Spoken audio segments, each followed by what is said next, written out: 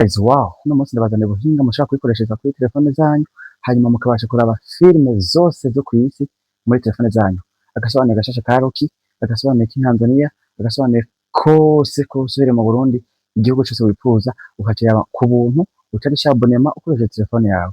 Hanyuma ikintu ca mbere ndagusaba, nimba video wayikunze, nimba ari video y'ubwenge, banza urayikinge uyipartage n'abandi, hanyuma tubandanye turabira ivyigwa vy'ubwenge nk'ibi. Thank you. Ikintu ca mbere ngiye kukwereka aho application uza kuyivana, hanyuma application nca ndakwereka ingene uyitora ukayinstalla, hanyuma nca ndabereka ingene uyinjiramo n'ingene uca utangura kuraba izo sinema. Twagiye. Ikintu ca mbere kugira utore application uraza kuja muri YouTube yawe, hanyuma ugiye muri YouTube yawe uca unyarukira hano turonderera ibintu n'abantu, muri recherche hariya hejuru murabona akaboro ka recherche aka, uca ugafyondamo nk'uku, hanyuma uza ugafyondako uca wandika ati new life mw'ijambo rimwe, studio kunyene uca wandika ijambo bugenyuzi nk'uko, hanyuma uca utonda recherche nk'uko, hanyuma uza gufyonda recherche uza kuca ugaruka kandi ufyonde kwa rino jambo new life, donc uza kuca ufyondeho nk'uko, hanyuma uca uja hano handitse video, muze kuraba video igira kangahe. Mugiye muri bare ya video muca mubona video ya mbere nijanye n'ukuntu ukoresha internet, murabona video ya kabiri ukuntu ugarukana SMS wafuse muri telefone.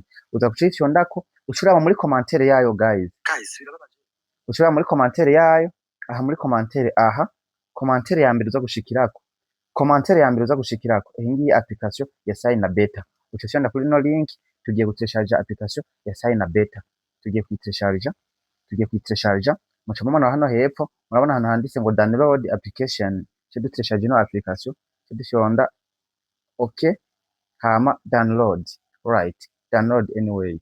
Application turiko turayitelecharger, tuhejeje kuyitelecharger tuca dufyonda ino uturongo dutatu, muca dufyonda hano handitse downloads.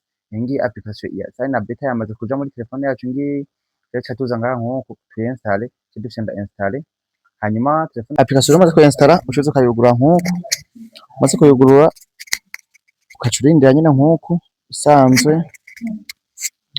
Ngiye kukwereka uko bica bigenda, urayibona iriyugurura, uca ushikira ngaha uca bakwereka akarere uba urimwo, sivyo?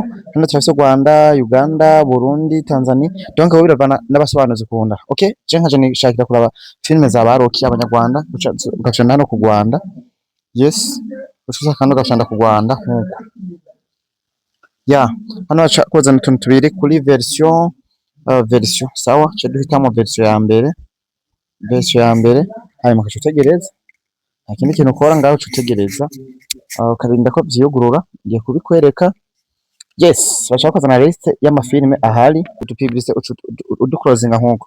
Murabona amafilime dufise ko ngaha ni menshi agiye atandukanye, dufise ko filime z'ubwoko bwinshi bugiye butandukanye, bagenda barakwereka n'itariki zasohokeyeko, hariho iza 2026, za 2016, ni nyinshi guys, ntazopfa amaze. Reka dufite nk'aha turashaka kwinjira, hanyuma urabona hariho season, yes, baza ukayifyondako nk'uko season ya mbere. Urabona ngaha niyo bamaze gushaka kuri ino website yonyene, season ya mbere niyo imaze. Hanyuma murabona ko film mu bisanzwe loading video, filime ngo ntangure kuyiraba guys. Ubunyeze urabibona yuko ushobora kwirabira filime utarinze kuja muri studio, ukashobora kuraba filime utarinze kugenda kuriha abonnement ngo ba Rocky niki, no, raba filime yose wipfuza ku buntu. Wabonye hano dukora application ni hariya muri YouTube, waza kwinjira muri YouTube ukore recherche kuri New Life Studio Bugenyuzi, hanyuma je gukora recherche uraza gucuja hajya handitse zia SMS ko nyene mwabibonye, muce muronda muri commentaire. Okay guys, ushaka kuyitelecharger uca ufyonda hano handitse telecharger, ushaka kuyirabirako uca ufyonda hano handitse regarder. Okay, twebwe ico dukeneye nyene no kuyiraba filme, ca tuza ngaha nyene nk'uko filme icitangura kuyigurura. Ino ad turazugara zino ad, aya ma ads turayugara na mpaka filme ushaka kuyiraba ucirabirako ngaha, curindira.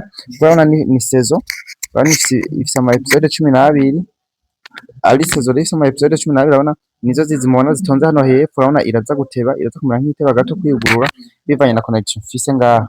Okay, umugabo reka tugende icigwa gisukuye, icigwa c'isuku. Rero nyimba kino cigwa wagikunze, nta kindi gusaba no gufyonda like, hanyuma ugafyonda partage, ukaneka muri commentaire nawe ikindi cigwa wifuza ko tugukorera. Nimba hari n'ikintu cakunaniye ukambara nkabigukorera muri ako kanya.